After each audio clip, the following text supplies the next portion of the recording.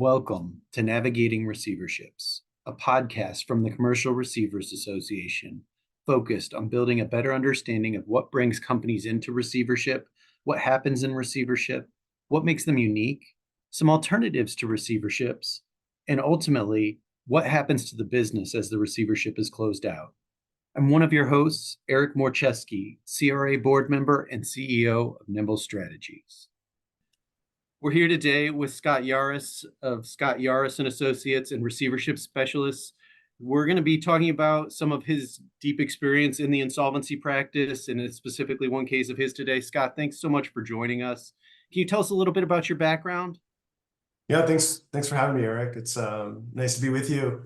So the background, so I'm born and raised in Las Vegas, played baseball through high school, scholarship athlete for baseball, went to Creighton University for undergrad, studied economics there. Then from there, studied at Vanderbilt in economics and made my way back to Vegas, and I got involved in real estate. It's the field my father was involved in. He was a developer out there for many, many years. And so I first really learned business through real estate and starting with brokerage and then development. And that was a very good cornerstone for handling receivership cases, which I've been involved in about 200 of those now in the last about 9 years. And I handle those receivership cases in California, Nevada, and Arizona at Receivership Specialists. So real estate is certainly a cornerstone and running businesses. And actually, my book of business is about half and half real estate cases, half businesses that I'm running, managing, and operating. And I did receive some business background because I owned a couple of businesses and sold them. So by the time I found my way to receiverships, and I was asked, "You'd be a great receiver. Can you come on board and help us out?"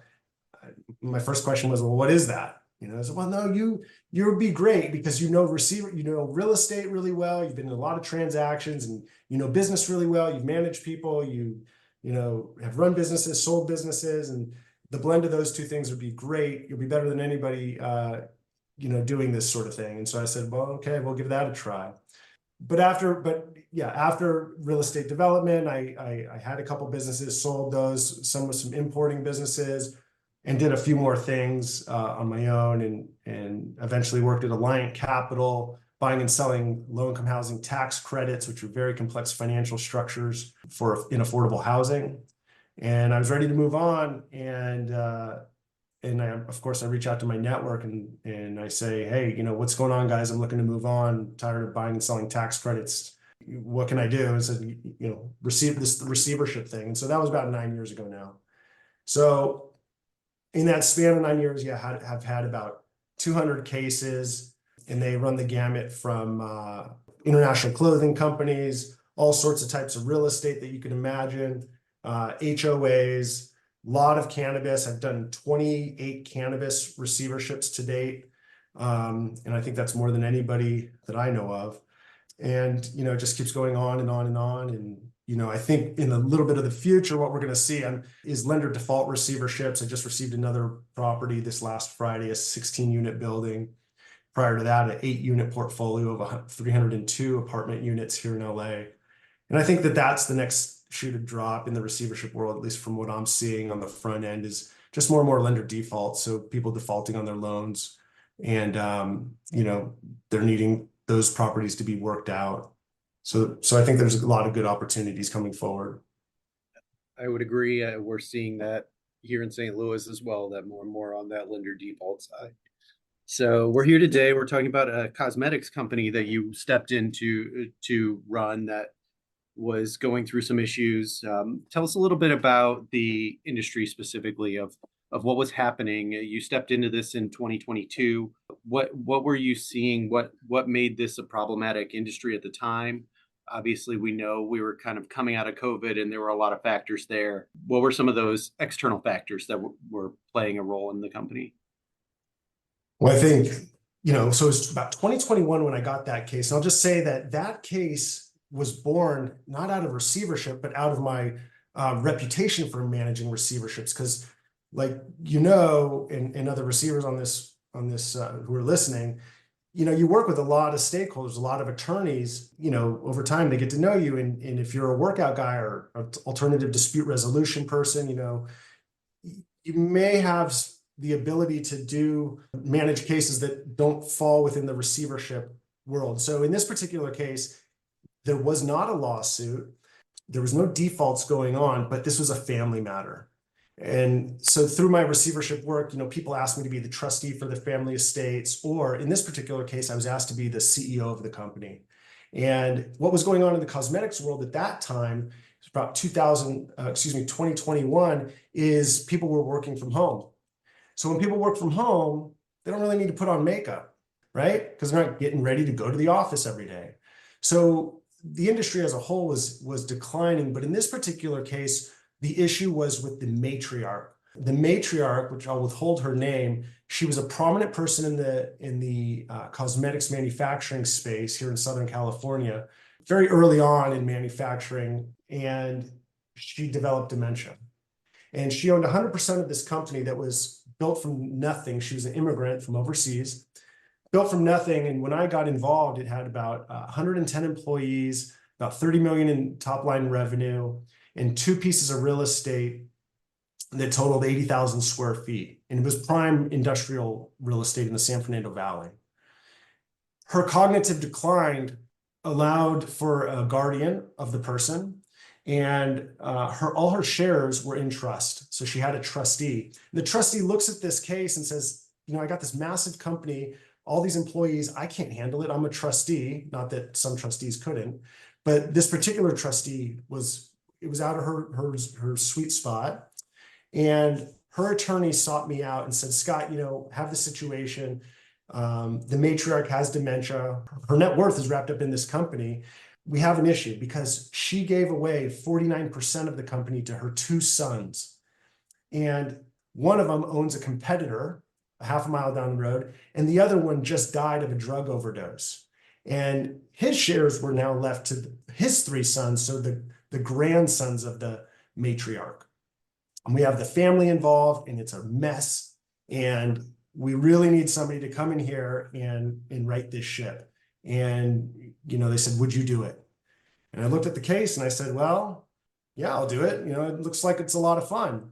And I said, I don't know anything about makeup, but it probably doesn't matter a whole lot. I knew about business and I knew real estate. And so having that background from my early, professional career, and having the experience of all the receivership cases that I managed prior really proved true.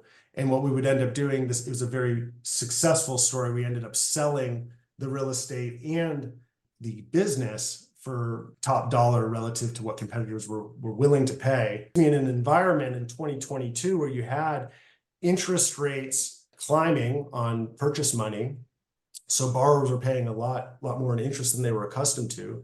It seemed like the 10-year treasury was climbing every week, and you had inflation. So inflation at the time was at 9%, and it's still a problem in America now. Coupled with that, you had just the social climate of the United States being just turned upside down with the progressive social movement that really disrupted a lot of companies' internal policies and HR policies, such that there was a lot of turnover. I went out to tons of venture capital companies, tons of other cosmetic companies that I thought would be suitable buyers for this business. And, I'd be working with one individual and then, for a few months trying to get a deal done. And then all of a sudden that person would be gone and be inserted by somebody else. And it was clear that it was a DEI, rejigger of their internal HR policies. So, and then we found out when the buyer was in due diligence, I finally did get a buyer, that there was environmental contamination on the property. So while no remediation was needed, substantial amount of money was spent to get reports completed, to do testing, to get the lender comfortable. So it was a challenging case. So you had a lot of external and internal factors going on in this case, and some of them are things that we see regularly in receiverships or other insolvency actions. Third generation of a family tends to ruin a lot of companies across the board. You have some infighting amongst the family. You have you have a number of common factors, and then pairing that with obviously what was going on in the external markets. Tell us a little bit about some of, while you were going through this process, what you were dealing with internally at the company. You had 110 employees, they were working for you. How Sure. how did you kind of keep the wheels on the car or keep the boat afloat while you were managing everything? Yeah. Well, there was a good general manager there. I would call her more of a COO, but her title was general manager, and I had a good controller. The president of the company was one of the grandchild. So remember, I told you the matriarch gave 49% to her two sons, and one of those sons passed away. Well, that individual had three sons of his own, and one of them was the president of the company, a young man, smart young man, MBA from UCLA, but was not in a position to run and lead a company of that size with that many moving parts. So, it was kind of one of those cases where you keep the ship afloat. Now, prior to me getting in there, one of the big problems, and you see this a lot in receivership cases, is the business is declining. In this case, that was absolutely true, because like I said, a lot of people weren't buying makeup, or they were buying less makeup because they weren't having to go into the office. There wasn't social functions. There wasn't parties to go to where, the consuming of the liquid and powder makeup was flying off the shelves. So we had a decline in revenue just because the demand side wasn't there. So I go out to market to sell this business, and I have to say, trailing 12 months of income are declining by, 25%. It's a pretty hard story to tell, to get people over that hump, to buy the business. So that was a big problematic factor. Keeping the ship afloat, just keeping people engaged. I really had to rely on the general manager, a woman who was COO. I gave her some bonuses. I incentivized her a little bit. I was honest with her, told her the direction I was going. I let her have input to me because she knew the business better than I did. I valued her opinions, and I think that was really helpful as far as helping me be successful in selling the real estate and selling the business. Keeping her engaged, valued, and respected, which are things that she didn't feel under the prior administration of management, really went a long way. Yeah, I think those are two great things to keep in mind, whether it's a receivership or another action, but incentivizing the right people through bonuses or through input or through both, that can really be a motivating factor to make sure that you can keep everything going in the right direction. So you went through all of this, you did find a buyer. What were the outcomes of everything that you did? How did this play out when you went to go sell it eventually? Yeah, brought in a big national brokerage team. It was Newmark Knight, so they had a global reach with regards to listing the real estate. It was, like I said, it was prime industrial real estate in the San Fernando Valley of Los Angeles. But I wanted to sell them together. I didn't want to have a sale to let's say a REIT like Rexford to buy the real estate, and then they were to find a tenant, the right type of tenant. They were interested in things like that, but they would have reconfigured the building. It wouldn't have to necessarily be cosmetic. And as such, they were going to generalize the building, and they wanted a discount for that. So I wanted to find a buyer who would be interested in buying the business and the real estate, because if I didn't find both, I probably would have had to just, wound down the business, and I would have saw very little value for it. In our purchase contract for the business, I assigned little value to it, which benefited the buyer because we worked it out so that in his purchase contract, the majority of the value was in the real estate. But the buyer ended up being someone in the cosmetics industry who's very familiar with the matriarch. And as a matter of fact, he had worked there. He had started his career off at this company. So he had this emotional tie to the business. And he worked really hard. He was a chemist. He opened up his own cosmetics manufacturing company nearby. And this was an ability to expand him and for him to have ownership in the company that gave him his start. And the matriarch and him were friends. And so there was this emotional play on it. And That's what really, I think, saved the day in this transaction, because like I said, interest rates were rising, inflation was awful, still is, and he was buying it out of emotion, and that was so important to him to carry on the legacy of this matriarch, who was a wonderful woman, from what I understand. And like I said, the numbers we got out of this business were top dollar. The second best offers that I had were like $4 to $5 million less. So it was so important that, this guy hung on. And when I found out that there was environmental contamination on the property, I knew I had to do everything to hurdle it, because that could just totally kill the deal with any lender. And so I did everything that I could, hired the best environmental consultants. In fact, I had 3 of them that I hired, that do that specific type of work to give us guidance, to handle testing, to handle, just everything that was needed to overcome and make the lender, happy. We're not talking about anything that was, detrimental. The standards here in California are so ridiculously high that you have to hurdle. Everything's a carcinogen. And so even the most minimal micro parts per million are considered, lethal out here, wherein, the neighboring state, Nevada, it doesn't even register, for example.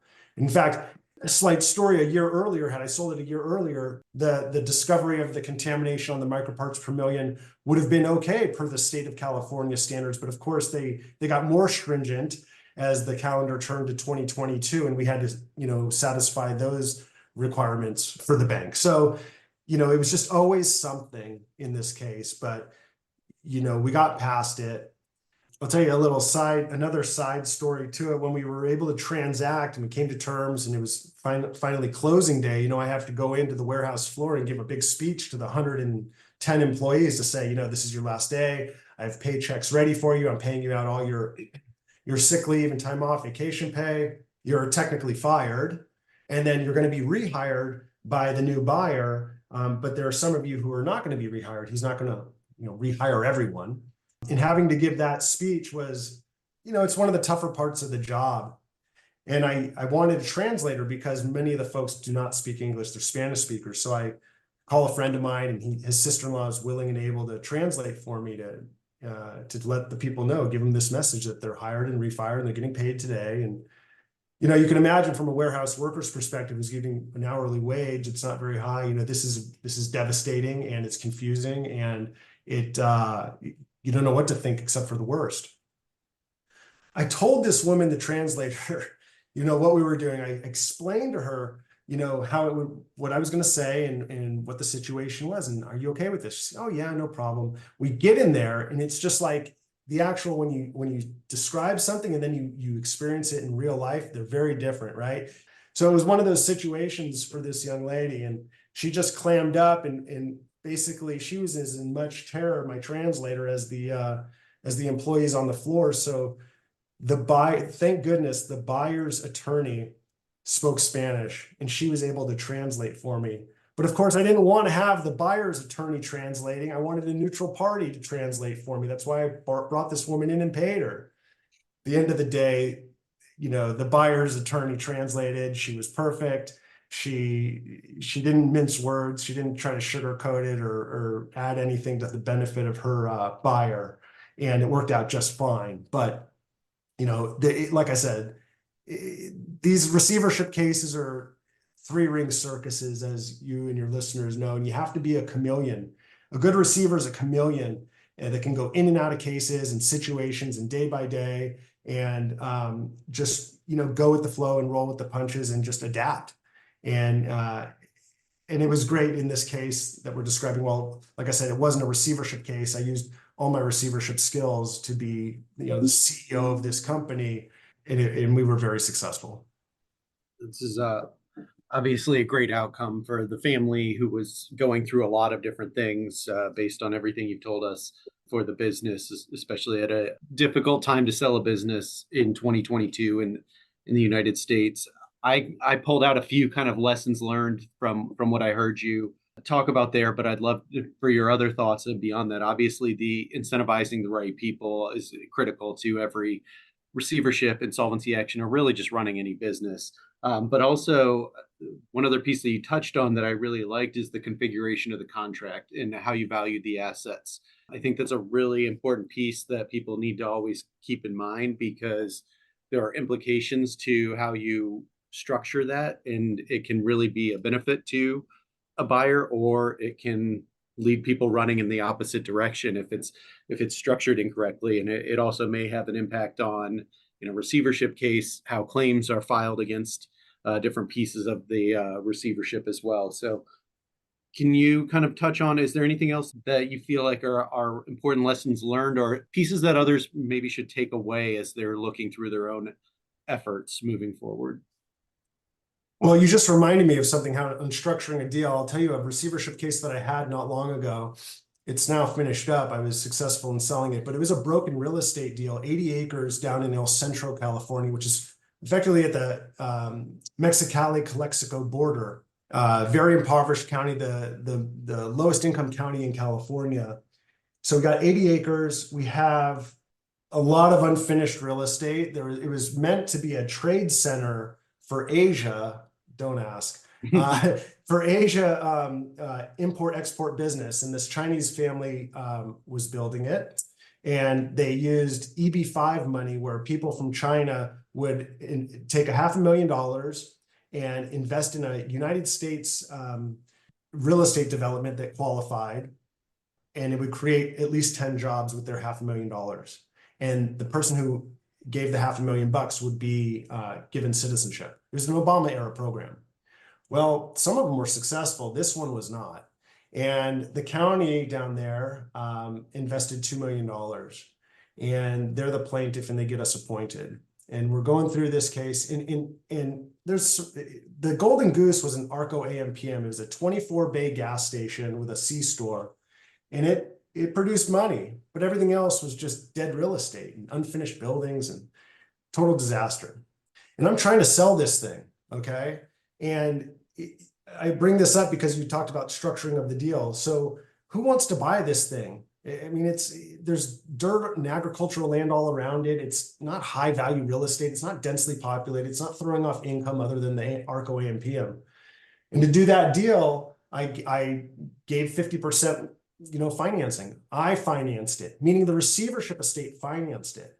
So while the receiver's duties and tasks and role was to sell the asset, you can't just put it up on, with your broker and like, okay, everybody buy it. I'm sitting back trying to take offers. Who wants it? So I had to offer 50% loan to value, and I would carry back the note for 4 years at a low interest rate. And by doing that, I was able to entice interest, and we finally got a buyer, and he had a vision, and, we were able to be, again, successful. It's all about how can you be successful in these cases? And like I said, you got to be a chameleon. You got to do things differently. And in that case, I did things differently, than I typically would. And so the receiver stays in, is a debt servicing company after the sale. And, that's how that works until it gets paid off. So, it's just another little side story from, I guess, the annals of Scott Yahraus' receivership cases of something that I thought of just based on what you touched on with being, creative and structuring a sale. So yeah, there was another one. Well, thanks for sharing that. I really appreciate your time today. Is there any way, if people are looking to reach out to you, especially in that California, Nevada, Arizona area, is there any way that people can reach out and connect with you so that they can make sure they can seek your input, maybe follow up on some of the stories you've shared, or anything else that you might be doing? Yeah, sure. My website is scott4business.com, and that's the number 4. So scott4business.com. I'm also on LinkedIn, and those are probably the 2 best ways to get a hold of me. My email address is scott@scott4business.com. Great. Thank you so much. We really appreciate your time today, Scott. Yeah, I appreciate it. Thank you, Eric. Thank you for joining Navigating Receiverships, brought to you by the Commercial Receivers Association. Find more information at commercialreceiver.org and catch every Navigating Receiverships podcast by subscribing through your favorite platform today.